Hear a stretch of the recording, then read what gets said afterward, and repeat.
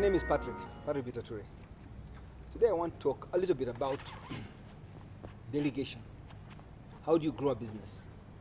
Many people, especially those who have arrived where they are out of hard work by doing things themselves, reach a stage in business where it has worked so well for them, they are not ready to let go of control. In school, you went through school, you worked hard and you got good grades. You went to university, you worked hard, you got your degree. Now you're out of it, you've worked some time, maybe grown to a certain position. Now you're out of employment, you want to get in self-employment.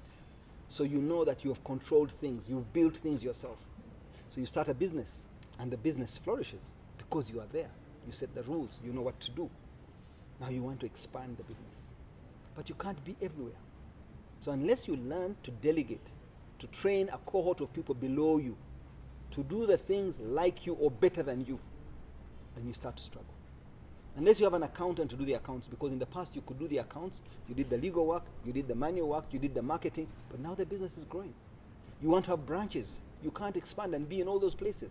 So you need to train people and empower them. When you delegate, you give them power to act on your behalf.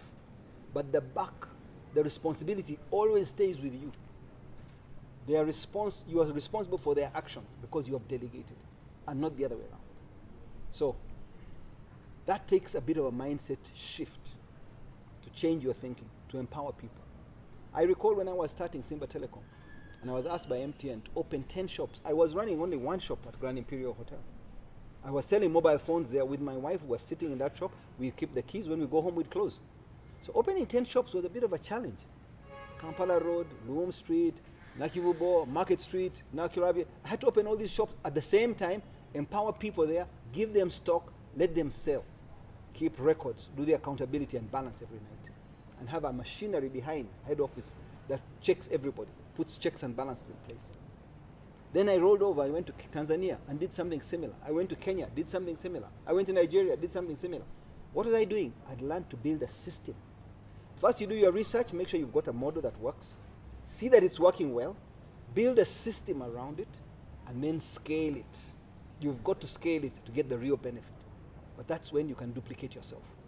You get young men doing things like you do, or better than you do. If they're not doing better than you do, why do you hire them? Why do you hire mediocre? Try and get people who will build the business. And that delegation was a challenge. I had to do it because if anything happened to me, the business would shut down. Everything stops. If I'm sick or I'm on leave, or God forbid I pass away, the business would die. But when you delegate, you build institutional capacity. The business can continue. And you should not be scared. When I talk about death, doesn't mean I'm bringing it nearer.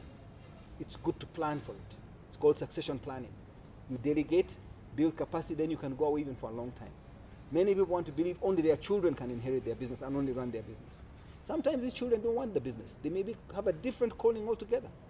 One of my children wanted to be a teacher, and she didn't want to do anything with business. So we had to persuade her, okay, be a teacher, go and do that work, but also come back to business. Have an eye for business, understand it, and take pleasure out of serving people. So it is important, if you are to grow something that will last, if you are to grow a business that was built to last, that you think of these things early. Put them as some of the policies in your mind. You don't have to make them public to everybody because it takes time. Think 5 years, think 10 years, think 20 years. But build a business with a good foundation, what I call a solid foundation. So you're not scared. And you may get it wrong. You nurture somebody, you train somebody, and you think they're going to be very good, and they choose to leave you. They get married and then they want to live in another country. These things happen. So be flexible, be agile, respond to the opportunities, respond to your environment. Make sure that whatever you do fits into your plan. No plan is cast in stone. A good plan is one that's dynamic and is continuously being changed or altered to suit the circumstances. I thank you and I wish you all good luck.